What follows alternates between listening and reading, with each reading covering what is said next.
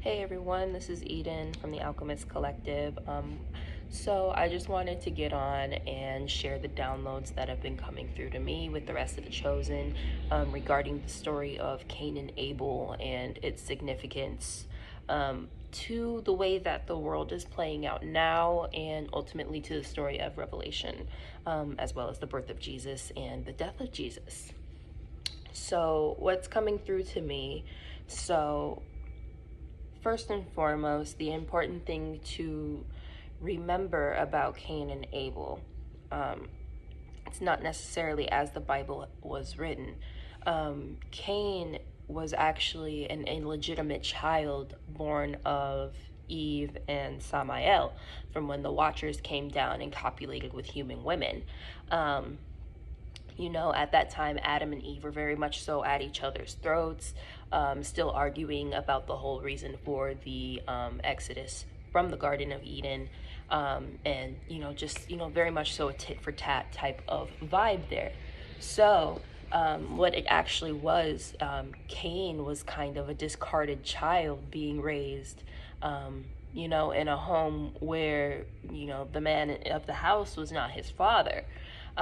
So he grew up basically being shunned, being punished, being mocked for his origins that he had no control over. And Abel being shown favor, being an actual child of man, an actual son of Adam. So naturally, as a child, when we are picked on and discarded, we develop anger, we develop resentment, we develop rage. And being the child of an angel, being one of the first Nephilim on this planet, Cain was actually a holder of a really, really deep divine rage that he did not know how to control because there was nobody else like him. So essentially, once, things kind of got into their adulthood more and God asked them for the gift, keep in mind, in the Hebrew, he asked for a gift, not necessarily offering. So there is some question of whether or not there were specifics as far as guidelines for this gift that God was requesting.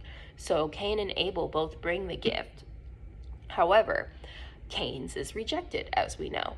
So there's a little bit of discourse in the Bible community about why this is. People say, oh, it's because it wasn't a blood sacrifice. Okay, perhaps, but based on the verbiage, it's not necessarily clear that it was required to be a blood sacrifice.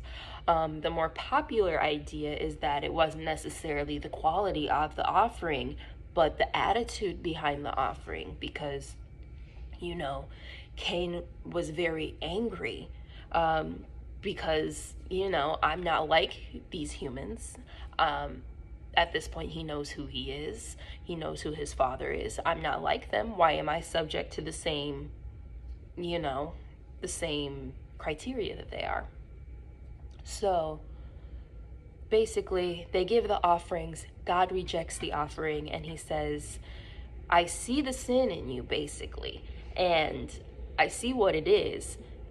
You need to come back correctly to give correct offering so that that can be absolved.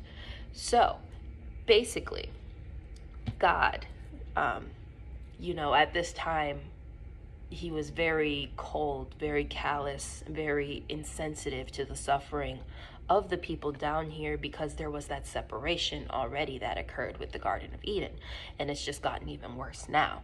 So Cain is publicly humiliated, his offering is rejected publicly, and he's basically told you're not good enough once again. So of course, hearing this through his whole life and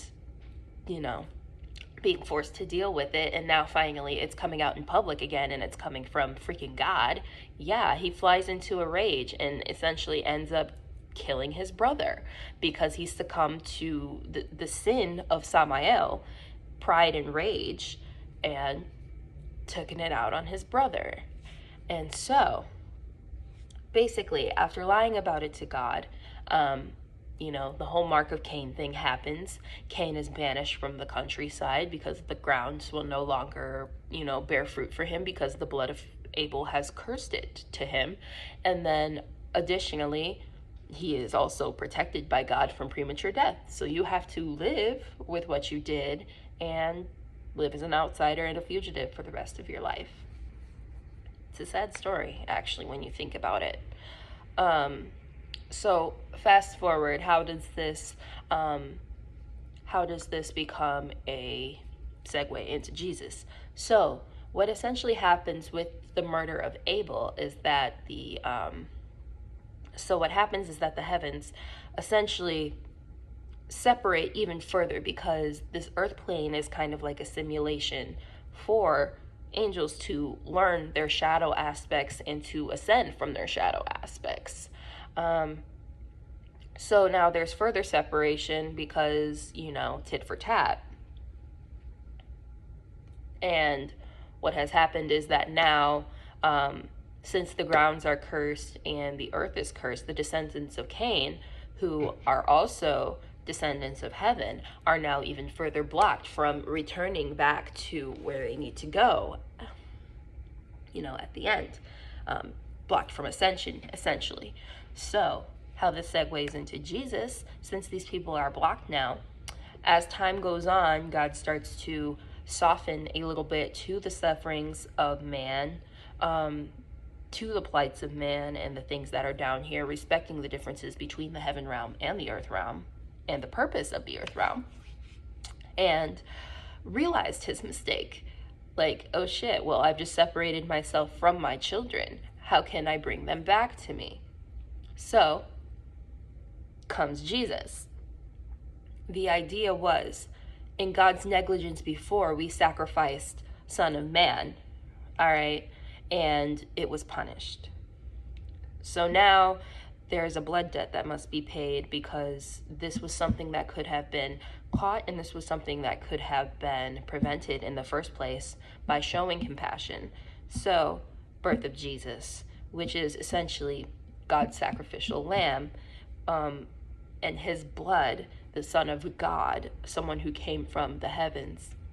His blood is essentially the portal through which it is enabling chosen to return home, to ascend out of this plane now with revelation.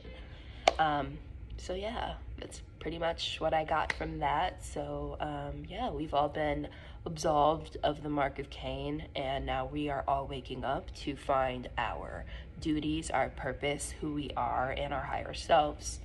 So yeah, hopefully this helps you somehow. Any questions? I guess just comment below and we'll talk about it.